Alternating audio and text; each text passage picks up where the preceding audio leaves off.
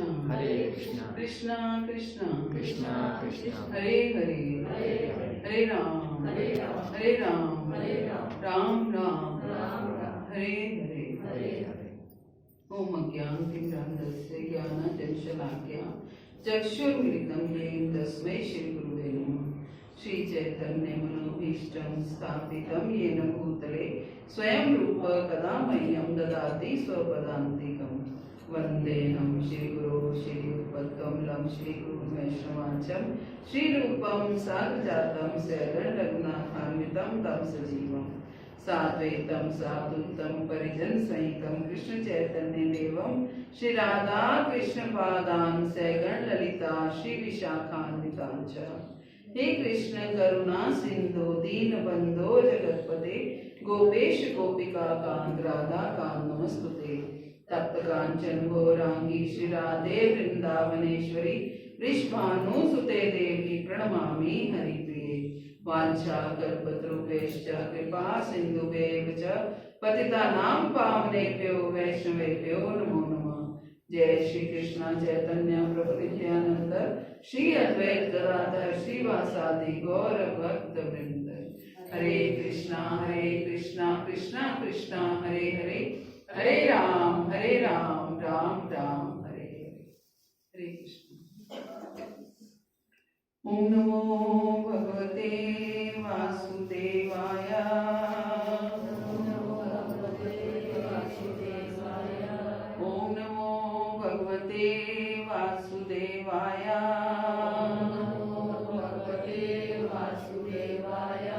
ओम नमो भगवते वासुदेवाय।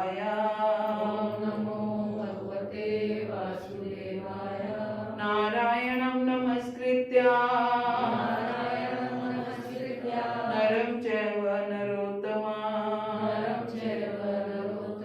देवीं सरस्वतीं व्यासा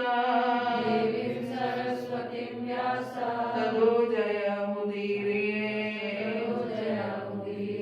नष्प्रायेषु अभद्रेषु नित्यं भागवत सेवया भगवती उत्तम श्लोके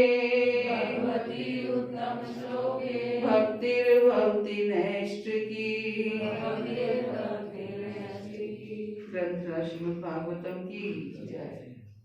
ग्रंथ श्रीमद् भागवतम स्कंद 4 अध्याय 8 में से हम पढ़ रहे थे ध्रुव महाराज की तपस्या के बारे में कि ध्रुव महाराज निकल पड़े हैं तो अब उनकी तपस्या नारद जी के कहे अनुसार उनकी तपस्या शुरू हो गई है। तो किस तरह से वो तपस्या, इतनी कठोर तपस्या वो कर रहे हैं कि पहले महीने में हर तीसरे दिन वो क्या कर रहे हैं, कैथे का फल या बेर खा करके रह रहे हैं, वो भी हर तीसरे दिन। और दूसरे महीने में हर छठे दिन वो घास और पत्ते खा करके रह रहे हैं। और तीसरे महीने में वो हर 9वें दिन जो है वो केवल जल पी करके रह रहे हैं। और चौथे महीने में वो हर 12वें दिन केवल सांस ले रहे हैं, केवल सांस ले रहे हैं, यानी कि 12 दिन तक वो सांस भी नहीं ले रहे हैं। और 5वें महीने में वो एक पैर पर खड़े होकर के तपस्या कर रहे हैं। एक पैर पर खड़े होकर के क्या कह रहे हैं कि एक पांव पर खड़े होकर के और सांस भी ऐसा नहीं ले रहे हैं। 5वें महीने में राजपुत्र महाराज ध्रुव ने श्वास रोकने पर ऐसा नियंत्रण प्राप्त कर लिया कि वे एक ही पांव पर खड़े रहने में समर्थ हो गए, है ना। पहले चौथे महीने में वो 12 दिन बाद श्वास ले रहे थे, लेकिन 5वें महीने में उन्होंने श्वास रोकने पे भी, सांस रोकने में भी अपना संयम प्राप्त कर लिया और एक पांव पर खड़े होकर की सांस लेने में भी डिस्टरबेंस जो होती है वो भी ना हो, और एक पांव पर खड़े होकर के जो है वो तपस्या कर रहे हैं। जैसे एक पेड़ जैसे खड़ा है, एक ठूठ जैसे खड़ा है, तो इस तरह उन्होंने अपने मन को भगवान में केंद्रित करके और केवल बस खड़े हैं एक पांव पर और ध्यान भगवान में लगा रखा है। तो उन्होंने अपनी इंद्रियों और उनके विषयों पर पूर्ण नियंत्रण प्राप्त कर लिया और इस तरह अपने मन को चारों ओर से खींचकर भगवान के रूप में स्थिर कर दिया, है ना। अपने इंद्रियों को संयम में करके, मन को संयम में करके, मन को पूर्ण रूप से भगवान में केंद्रित कर दिया। अब क्या है, कुछ नहीं करना है। हम लोग को क्या करना होता है, खाना होता है तो खाना बनाना भी होता है, फिर नहाना धोना भी होता है।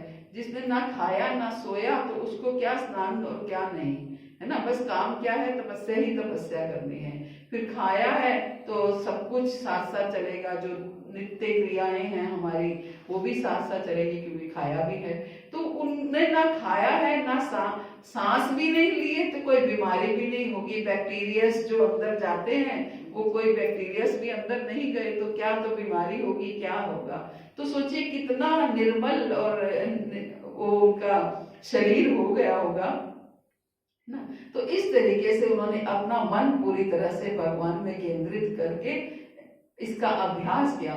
छोटे से बालक हैं, सोचिए छोटा सा बालक है, कैसे तो ये मन में आया होगा कि मैं ऐसे करूं, है ना, ऐसे करूं। नारद जी ने हालांकि गाइडलाइंस दी उनको, लेकिन नारद जी भी इतना शायद एक्सपेक्ट नहीं कर पा रहे होंगे, इतनी उनको आशा नहीं होगी कि ये छोटा सा बालक ये कर लेगा। लेकिन जहां हृदय में हम ठान लेते हैं, एक दृढ़ निश्चय हो जाता है, तो दृढ़ निश्चय जो है वो सब कुछ करा देता है कि हमने ठानना है कि हमने ये करना है। बहुत से भक्त कहते हैं कि हम कैसे करेंगे, कैसे, हमारा रूटीन इतना डिस्टर्ब है, हम इतने व्यस्त हैं अपने भौतिक जीवन में, कैसे ये हो पाएगा। लेकिन जब ठान लेते हैं तो जो 16 माला हमसे की नहीं जाती वो 16 माला बड़ी आसानी से हो जाती है ना। तो ये ठानने वाली बात है, दृढ़ निश्चय वाली बात है।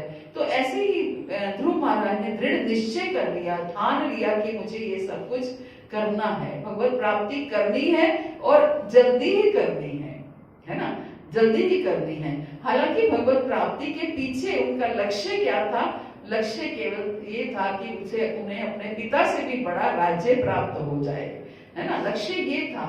लेकिन ठाना तो कुछ भी है, लक्ष्य कोई भी हो, हमारा लक्ष्य अगर भगवत प्रेम प्राप्त करने का है, भगवत धाम प्राप्त करने का है, तो वो भी एक परम लक्ष्य था।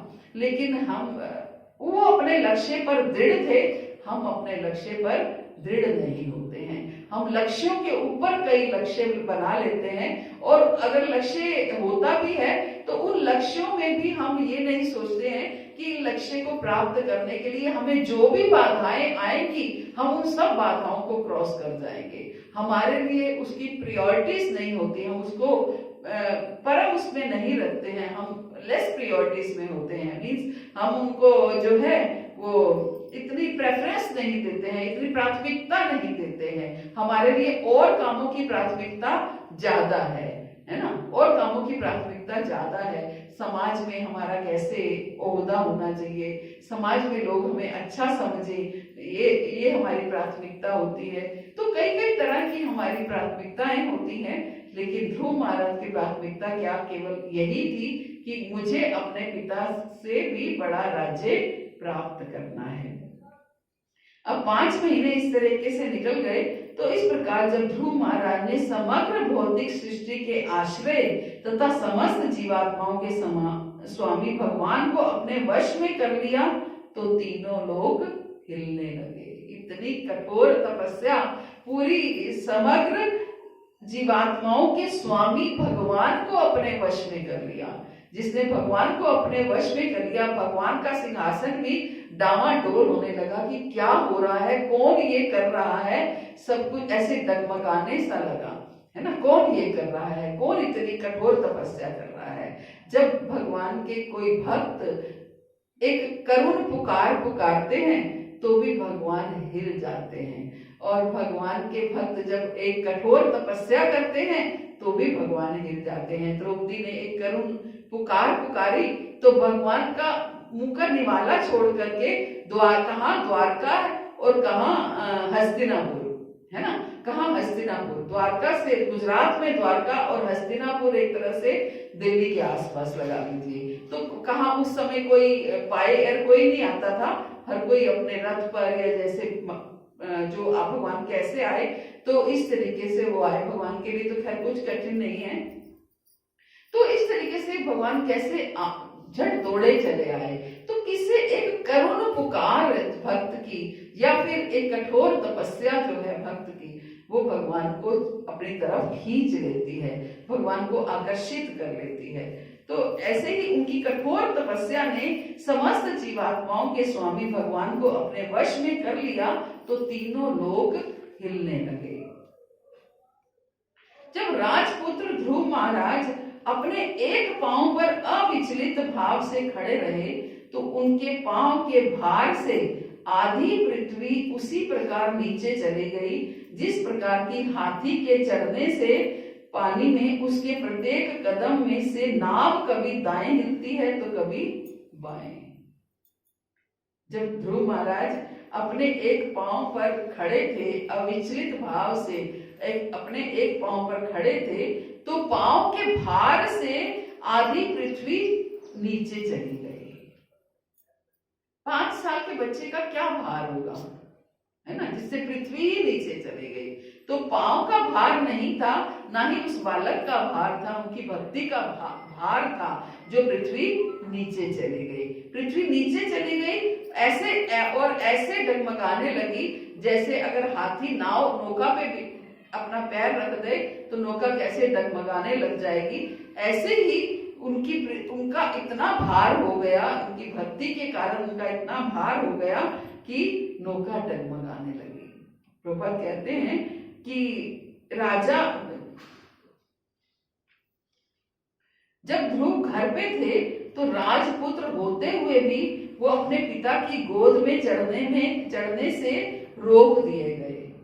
जब घर में थे तो उनके पिता की गोद में चढ़ने के लिए भी उनको रोक दिया गया, इसलिए तो वो निकले ना कि पिता की गोद में चढ़ने के लिए उनको रोक दिया गया, जबकि वो राजपुत्र थे लेकिन पिता की गोद पर में उनको चढ़ने नहीं दिया।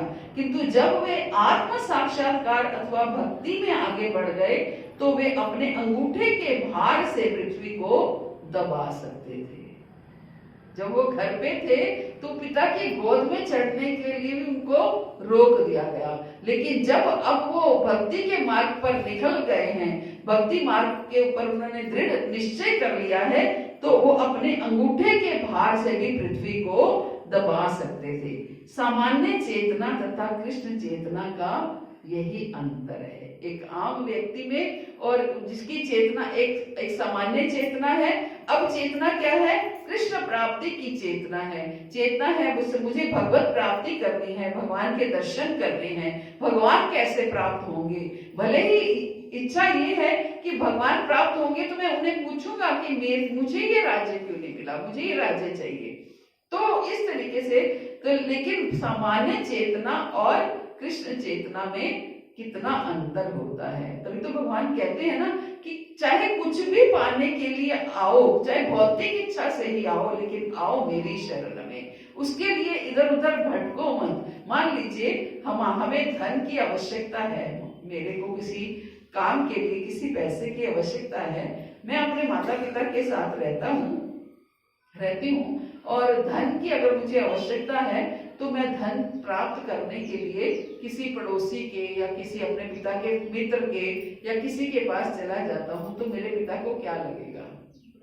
बुरा लगेगा कि मेरे होते हुए तू उनके पास चला गया। मेरे से तो पूछता कि मुझे इतना धन चाहिए या मुझे इतनी इस चीज की आवश्यकता है, जिस चीज की भी तुझे आवश्यकता है तो तू मेरे पास आ। अगर मैं आपको मना कर दूं तो तू किसी के पास जा, लेकिन तुम पहले ही अगर किसी के पास चले जाओगे तो, है ना, तो भौतिक जीवन में भी ऐसा होता है। भगवान भी ये चाहते हैं कि जो कुछ अगर आपको चाहिए उसके लिए मेरे पास आओ। अगर मैं आपकी इच्छा पूरी नहीं करूंगा तो आपकी इच्छा ही समाप्त कर दूंगा। अगर पूरी नहीं करूंगा तो आपकी इच्छा समाप्त ही कर दूंगा। चतुर्विधा भजते माम जनाश्रुति नो अर्जुना आर्तो जिज्ञासु अर्थार्थी ज्ञानी च भक्त ऋषभ। भगवान कहते हैं जो 4 तरह के लोग मेरी शरण में आते हैं, जो दुखी होते हैं वो मेरी शरण में आते हैं, जो धन की इच्छा करते हैं वो मेरी शरण में आते हैं, जो जिज्ञासु होते हैं और जो ज्ञानी होते हैं वो मेरी शरण में आते हैं। तो हम कुछ भी हो जाए, कुछ चीज की भी इच्छा हो, कुछ भी पाना चाहे, हमें जाना कृष्ण की शरण में है। तो क्या कह रहे हैं प्रभुपाद, क्या कह रहे हैं कि जब वे आत्म साक्षात्कार अथवा भक्ति में आगे बढ़ गए तो वे अपने अंगूठे के भार से पृथ्वी को दबा सकते थे। सामान्य चेतना और कृष्ण चेतना का यही अंतर है। सामान्य चेतना में राजा के पुत्र को भी उसका पिता किसी वस्तु के लिए मना कर सकता है। सामान्य चेतना में उस राजा के पुत्र को भी उसका पिता किसी वस्तु के लिए मना कर सकता है, किंतु जब वही व्यक्ति हृदय में कृष्ण चेतना से युक्त हो जाता है तो अपने अंगूठे की दाब से पृथ्वी को धकेल सकता है। सामान्य चेतना और कृष्ण चेतना में यही अंतर है कि जब सामान्य चेतना होती है तो एक पुत्र का जो पिता चाहे भले वो राजा है, वो किसी वस्तु के लिए मना कर सकता है, लेकिन जब चेतना कृष्ण चेतना हो जाती है तो अपने अंगूठे की दाब से वो पृथ्वी को भी धकेल सकता है। इतना अंतर हो जाता है। यानी कि भक्ति अगर जीवन में आती है तो पहले तो व्यक्ति की कोई इच्छा धीरे धीरे सब समाप्त होने लगती है, लेकिन फिर भी भक्ति में इतना बल है कि भक्ति से वो कुछ भी कर सकते हैं, है ना। भक्ति से कुछ भी कर सकते हैं। हम कई बार आए दिन अभी भी कई आप देखते हैं ऐसी वीडियोस कि ऐसे भक्त भी अभी भी हैं जो ऐसे ही दिया जला देते हैं, ऐसे ही किसी भी तरीके से पानी पे चलने लग जाते हैं। तो ये क्या है? ये भक्ति के बल है ना, भक्ति के बल है। वो बात अलग है कि इसमें भक्ति कंज्यूम हो रही है, वो भक्ति को और जगह कंज्यूम ना करके और स्टॉक में ना रख करके उसको इसमें कंज्यूम कर रहे हैं। लेकिन भक्ति में भक्ति के बल पर कुछ भी किया जा सकता है। हम पहले बचपन से ही ये स्टोरीज पढ़ते आए हैं, सत्यवान सावित्री और नचिकेता और ये सब स्टोरीज हम बचपन से पढ़ते आए हैं कि भक्ति के बल पर इन्होंने देखो मृत शरीर को भी जीवित करवा दिया। तो वो एक क्या है, लेकिन हमें भक्ति को इस तरीके से कंज्यूम नहीं करना है। कंज्यूम इन द सेंस कि हमें भक्ति को अपने नाम जप के पूंजी को यहाँ खर्च नहीं करना है। नाम जप की पूंजी है, भक्ति की पूंजी है, उस पूंजी को आप किसी कहीं भी यूज कर सकते हो। जैसे आपका भौतिक धन है वो आपका आध्यात्मिक धन है, जैसे भौतिक धन को आप कहीं भी यूज कर सकते हो, ऐसे ही आध्यात्मिक धन को भी आप यूज कर सकते हो। लेकिन चॉइस आपको करनी है कि आप उसको कहाँ यूज करो। आपके लिए क्या प्रायोरिटीज हैं? आपके लिए भगवत धाम जाना, भगवान का प्रेम प्राप्त करना, ये प्रायोरिटी है, या फिर कोई सिद्धि प्राप्त करना कि लोग देखें, लोग प्रसन्न हों, लोग वाह वाही करें कि ये कितना सिद्ध पुरुष है, लोग आपके आके पांव पड़े, तो है ना। तो अगर सिद्धियां प्राप्त हो जाएंगी, या फिर कई लोग हम देखते हैं कि कोई लोग कहते हैं कि हम उनके पास जाते हैं हमारे सारे कष्ट कट जाते हैं, तो ये क्या है? ये सिद्धियां प्राप्त की होती हैं जिसमें हम अपनी भक्ति की पूंजी को खर्च करते हैं। तो इस तरीके से ये भक्ति की पूंजी को खर्च किया जाता है। कोई ये तर्क नहीं कर सकता वही ध्रुव जिन्हें पिता की गोद में चढ़ने से मना कर दिया गया था, सारी पृथ्वी को किस तरह हिला सकते हैं? कोई कर सकता है ये तर्क कि जिसने पिता की गोद में चढ़ने के लिए मना कर दिया था उसने सारी पृथ्वी को कैसे हिला दिया? क्योंकि जब गोद में चढ़ने के लिए मना कर दिया था उस समय वो भक्त नहीं था, उस समय उसकी चेतना जो है वो कृष्ण चेतना नहीं थी। जब चेतना कृष्ण चेतना बन गई तो उसके अंदर इतना सामर्थ्य आ गया कि वो धरती को भी हिला सका। आगे कहते हैं जब ध्रुव महाराज गुरुता में भगवान विष्णु अर्थात समग्र चेतना से एकाकार हो गए तो उनके पूर्ण रूप से केंद्रीभूत होने तथा शरीर के सभी छिद्रों के बंद हो जाने से सारे विश्व की सांस घुटने लगी। अब उन्होंने सांस लेना बंद कर दिया तो क्या हो गया? देखो, सांस नहीं ले रहे हैं, 9 द्वार हैं, 9 द्वारों सारे के सारे द्वार बंद हो गए हैं। आंखों से कुछ देख नहीं रहे हैं, कानों से कुछ सुन नहीं रहे हैं, नासिका से कुछ सांस नहीं ले रहे हैं। सूंघना तो क्या है, जब सांस ही नहीं लेंगे तो सूंघेंगे क्या? तो और मुख से कुछ खा नहीं रहे हैं और मलमूत्र द्वार से जब खा नहीं रहे हैं कुछ तो उसका भी प्रयोग नहीं, वो भी द्वार बंद हो रहे हैं। तो 9 के 9 द्वार जो हैं बंद हो गए, है ना। 9 के 9 मनुष्य शरीर के 9 द्वार भगवद गीता में बताए गए हैं। 2 आंखें, 2 कान, 2 नथुने और मुख, 7 ये हो गए और 2 उधर उपस्थ जो मतलब एक तरह से हमारे मल मूत्र त्याग करने के स्थान है। तो इस तरीके से 9 द्वार हैं ये मनुष्य शरीर के और 9 द्वार, 9 के 9 द्वार उनके बंद हो गए हैं क्योंकि 9 के 9 द्वार प्रयोग में नहीं हो रहे हैं। तो जब ये 9 द्वार बंद हो गए तो वो पूर्ण रूप से केंद्रीभूत होने और शरीर के सभी छिद्रों को बंद हो जाने से सारे विश्व की सांस घुटने लगी। सारे विश्व की, जब पूरे विश्व की सांस उठने लगी, ध्रुव महाराज, क्योंकि एक भक्त जो है अपनी सांस रोक के खड़े हैं तो सारे विश्व की सांस घुटने लगी और सारी लोकों में सारी देवी देवताओं के जो दम है वो घुटने लगा। और सारे देवी देवता फिर ऐसे में क्या करते हैं? भगवान के पास दौड़े चले जाते हैं कि हमें सांस नहीं आ रही है, हमारा दम घुट रहा है ना, हमारा दम घुट रहा है, कुछ करिए। तो ध्रुव महाराज के सांस ना लेने से सोचिए सारे संसार की, सारे लोगों की जो है सांस रुक गई, दम घुटने लगा उनका।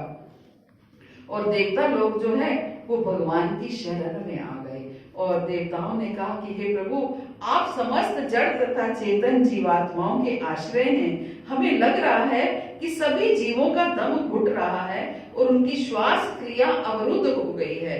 हमें ऐसा अनुभव कभी नहीं हुआ।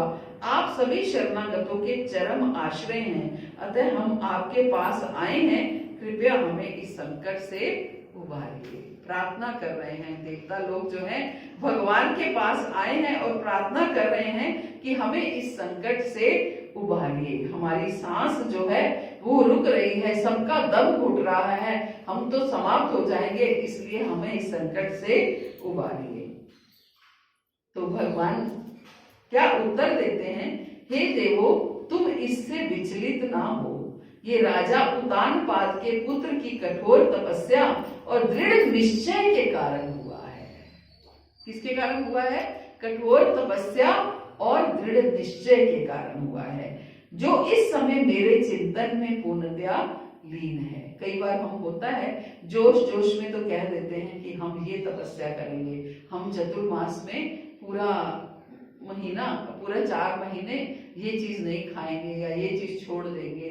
तो लेकिन at the end of the Chaturmas भारी होने लगता है कि हाँ मुश्किल हो गया है ये सब कुछ, इतना सब कुछ त्याग तपस्या करना। और कभी कभी अगर भगवान की कृपा ना हो तो छूट भी सकता है ना, कि नहीं हो पा रहा है। लेकिन उनका दृढ़ निश्चय था कि मुझे जब तक उन्हें ये थोड़ी पता था कि 6 महीने में भगवत प्राप्ति हो जाएगी, है ना, लेकिन उनका दृढ़ निश्चय था कि मुझे जब तक भगवत प्राप्ति नहीं होती तब तक मुझे इसी तरीके से रहना है, भले ही मेरी जान निकल जाए, मेरी मृत्यु हो जाए। तो एक पांव पर तुम इससे विचलित ना हो। ये राजा उतानपाद के पुत्र की कठोर तपस्या तथा दृढ़ निश्चय के कारण हुआ है, जो इस समय मेरे चिंतन में पूर्णतया लीन है। उसी ने सारे ब्रह्मांड की श्वास क्रिया को रोक दिया है। उसी ने सारे ब्रह्मांड की श्वास क्रिया को रोक दिया है। तुम लोग अपने अपने घर सुरक्षा पूर्वक जा सकते हो। मैं उस बालक को कठिन तपस्या करने से रोक दूंगा तो तुम इस परिस्थिति से उबर जाओगे। अब हुआ क्या कि देवता लोग त्राही त्राही हो रही है कि श्वास रुक गई है, तो देवता लोग जो हैं वो त्राही त्राही कर रहे हैं कि अब कैसे होगा। तो भगवान ने उनको क्या एश्योरेंस दिया है कि तुम लोग अपने अपने घर जाओ, मैं अगर उसको तपस्या करने से रोक दूंगा तो ये समस्या नहीं आएगी। वो और इससे क्या होगा, ध्रुव महाराज जो चाहते थे वो उनको मिल जाएगा। अगर भगवान जाएंगे उनको तपस्या करते हुए रोकने के लिए, तो ध्रुव महाराज क्या चाहते थे, यही चाहते थे, भगवत प्राप्ति उनको हो जाए, भगवान को दर्शन हो जाए, भगवान प्राप्त हो जाए, तो भले ही वो उसके बाद उनसे क्या मांगे। तो प्रभुपाद बहुत सुंदर बता रहे हैं कि यहाँ पर भगवान ने स्पष्ट कहा है कि ध्रुव महाराज उनके ध्यान में इस प्रकार लीन थे कि विश्व चेतना स्वरूप वे सब स्वयं ध्रुव की ओर आकृष्ट हो गए। ध्रुव महाराज भगवान के ध्यान में इस तरह लीन थे कि विश्व चेतना स्वरूप वे स्वयं ध्रुव की ओर आकृष्ट हो गए। भगवान, जब हम भगवान के ध्यान में लीन होते हैं तो भगवान भी हमारे ध्यान में हमारी तरफ आकृष्ट होते हैं। ये प्रभुपाद बता रहे हैं कि भगवान ने स्पष्ट कहा है कि ध्रुव महाराज उनके ध्यान में इस प्रकार लीन थे कि विश्व चेतना स्वरूप भगवान स्वयं, वे स्वयं भगवान की ओर आकृष्ट हो गए। इसीलिए कहा जाता है जो हम जप करें वो बहुत ध्यान से करें। जब ध्यान से जप करेंगे तो हम भगवान का ध्यान खींच पाएंगे। जब ध्यान से जप नहीं करेंगे तो भगवान का ध्यान नहीं खींच पाएंगे। फिर हम चाहे बोलते रहें, जैसे एक बच्चा अपनी माँ का ध्यान कहीं और है और बच्चा माँ को आवाज लगाता जा रहा है तो माँ उसको नहीं सुनती है। लेकिन बच्चा अगर माँ को ध्यान से वो बुलाता है, बड़ी तन्मयता से क्रंदन करके बुलाता है, रो करके बुलाता है, तो क्या है, माँ जरूर आकृष्ट होती है कि मेरे बच्चा क्यों क्रंदन कर रहा है, क्यों रो रहा है। भले ही वो कितनी भी कहीं भी व्यस्त हो, अगर वो नॉर्मल वैसे बच्चा आवाज लगा रहा है तो माँ अगर कहीं व्यस्त है तो वो बच्चे की तरफ ध्यान भी नहीं देती है। लेकिन अगर बच्चा रोता है, क्रंदन करता है, तो माँ अगर कितनी भी व्यस्त होती है तो वो अपने बच्चे की तरफ भागी चली आती है। तो ऐसे ही भगवान भी अगर हम नाम जप जो है वो बहुत ध्यान से क्रंदन करके करेंगे तो भगवान का ध्यान आकृष्ट होगा। भगवान हमारी तरफ दृष्टि डालेंगे, हमारी तरफ देखेंगे और पूछेंगे तुझे क्या चाहिए, है ना, तू क्या चाहता है, तुझे क्या चाहिए। तो अगर ऐसा हो तो हम सब क्या मांगने वाले हैं,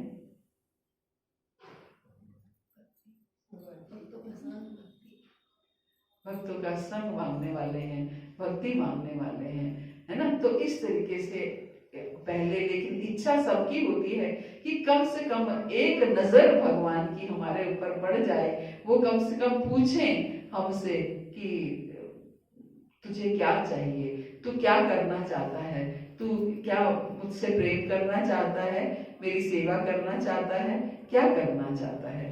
तो ये मांगने लायक तो जब भी बनेंगे जब ध्रुव के इकबाल भरने भक्ति करेंगे, तो मान करेंगे। नहीं, हमारे आचार्यों ने जैसे हमें भक्ति करने की आदेश, ध्रुव क्या कर रहे हैं, ध्रुव अपने गुरु के आदेश का पालन कर रहे हैं। उनके गुरु ने यही आदेश दिया है। हमारे गुरु ने हमें ऐसे आदेश नहीं दिए हैं, हमारी परंपरा ने हमें ऐसा आदेश नहीं दिया है। हमारी परंपरा ने हमें जो आदेश दिया है हम उस आदेश को ही बहुत अच्छे से निभाएं, है ना, बहुत अच्छे से निभाएं। प्रभुपाद ने क्या बोला है कि 16 गुड राउंड्स करने हैं, 16 अच्छे से माला करनी है। ब्रह्म मुहूर्त में एकांत में बैठ करके हम बैठ करके करें। गुरु महाराज हमेशा कहते हैं 2 घंटे का केवल संन्यास ले लो, 2 घंटे का संन्यास। अगर हम उनको भी नहीं फॉलो कर पा रहे हैं तो ध्रुव महाराज की भक्ति तो क्या हम करेंगे, वो हमें करनी भी नहीं है। हमें केवल अपने आचार्यों को फॉलो करना है। हमारे आचार्यों ने क्या तरीका बताया है, उन्होंने यही बोला है कि 2 घंटे केवल संन्यास लेकर के, 2 घंटे संसार से विरक्त होकर के हमें नाम जप करना है और बाकी का समय सेवा करनी है ना, बाकी का समय सेवा करनी है। सेवा में हम लगे, प्रचार में लगे, भगवान हम कल भी डिस्कस कर रहे थे कि जो भगवान के नाम का प्रचार करता है, जो भगवान के दिए हुए उपदेशों का प्रचार करता है, संदेशों का प्रचार करता है, वो भगवान को अति प्रिय है। तो क्यों हम भगवान के जब अति प्रिय बनना चाहते हैं तो क्यों ना हम ऐसा करें, है ना। हम भी तो यही करना चाहते हैं ना कि हम भगवान से प्रेम करें, भगवान के अति प्रिय बने, है ना, भगवान के अति प्रिय बने। तो अति प्रिय बनने के लिए हमें प्रचार करना होगा। प्रचार करने के लिए हम जैसे हमारे गुरु आचार्यों ने बोला है हम वो तरीकों को फॉलो कर सकते हैं। तो यही बताया गया है कि भगवान ने स्पष्ट कहा कि ध्रुव महाराज उनके ध्यान में इस प्रकार लीन थे कि विश्व चेतना स्वरूप वे स्वयं ध्रुव को की ओर आकृष्ट हो गए। देवों को प्रसन्न करने के लिए वे स्वयं ध्रुव महाराज के पास जाकर उनको कठोर तपस्या से रोकना चाहते थे।